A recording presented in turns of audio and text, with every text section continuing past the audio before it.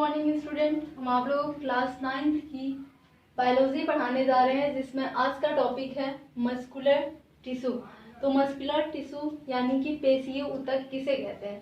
पेशीय ऊतक उसे कहते हैं जो हमें चलने, फिरने, उठने आदि में गति करने में सहायता करता है। तो सबसे पहले देखेंगे कि जो पेशीय ऊतक होती है उसकी वर्जिन कहाँ से होती है। उत्पत्ति, इसकी उत्पत्ति भ्रूण के मेसोडर्म लेयर से होती है। आपको पता है कि हमारे शरीर के जितने भी अंग हैं उनकी उत्पत्ति किसी न किसी लेयर से हुई होती है। लेयर 3 ही प्रकार के होते हैं, जैसे मेसोडर्म, एक्टोडर्म और एंडोडर्म। तो जो पेशीय ऊतक की वर्जन हुई है, उत्पत्ति हुई है, वो मेसोडर्म से हुई है। भ्रूण के मध्य जनन स्तर से पेशीय ऊतक की उत्पत्ति हुई है।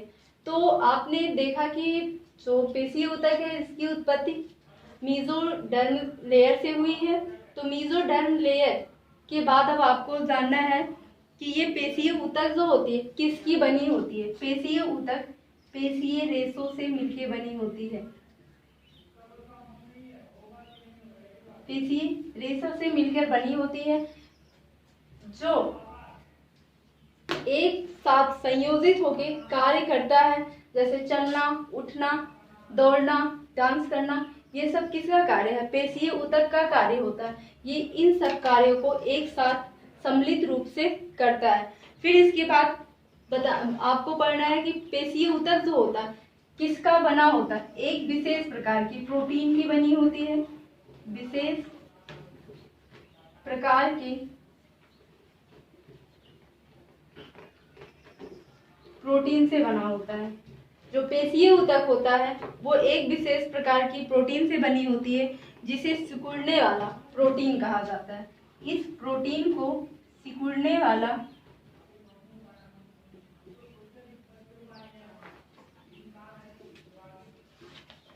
प्रोटीन कहते हैं।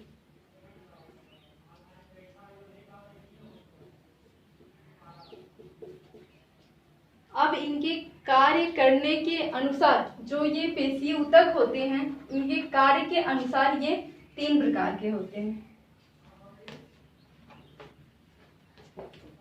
जो पेशीय ऊतक होते हैं अपने कार्य के अनुसार 3 प्रकार के होते हैं।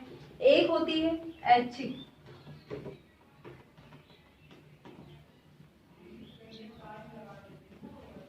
दूसरा अनैच्छिक,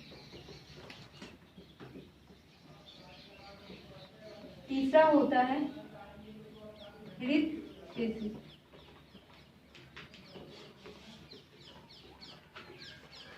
ये 3 प्रकार की होती है पेशीय ऊतक। पहला होता है ऐच्छिक, दूसरा होता है अनैच्छिक, तीसरी होती है हृत पेशी।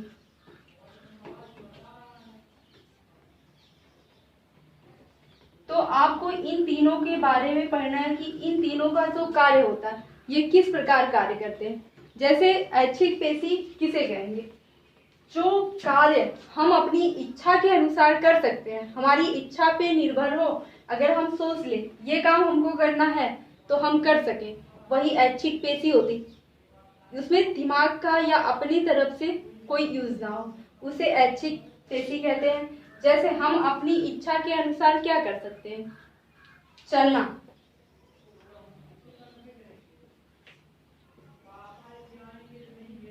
डांस करना,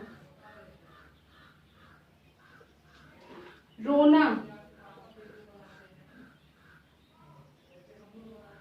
हंसना, ये सब हम अपनी इच्छा के अनुसार करें।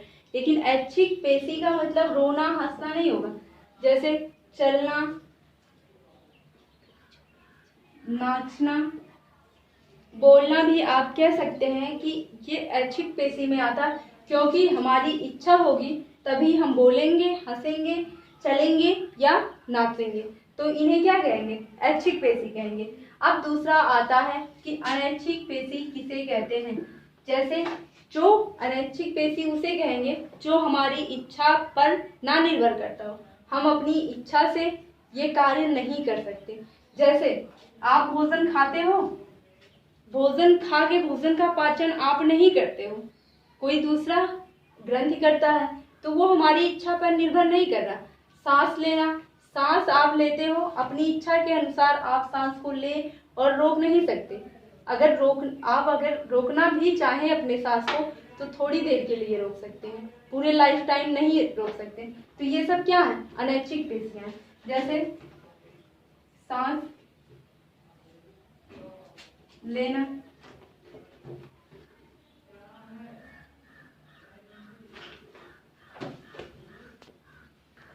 अनैच्छिक पेशी में जो हम अपनी इच्छा के अनुसार नहीं कर सकते वही अनैच्छिक पेशी। जैसे सांस लेना, हम सांस अगर लेना थोड़ी देर के लिए बंद कर सकते हैं लेकिन लाइफ टाइम नहीं बंद कर सकते, तो ये हमारे बस में नहीं है, तो इसे हम अनैच्छिक पेशी कहते हैं। जैसे मूत्राशय में मूत्र का इकट्ठा होना और मूत्र का परित्याग करना, ये किस पर निर्भर करता? अनैच्छिक पेशी में।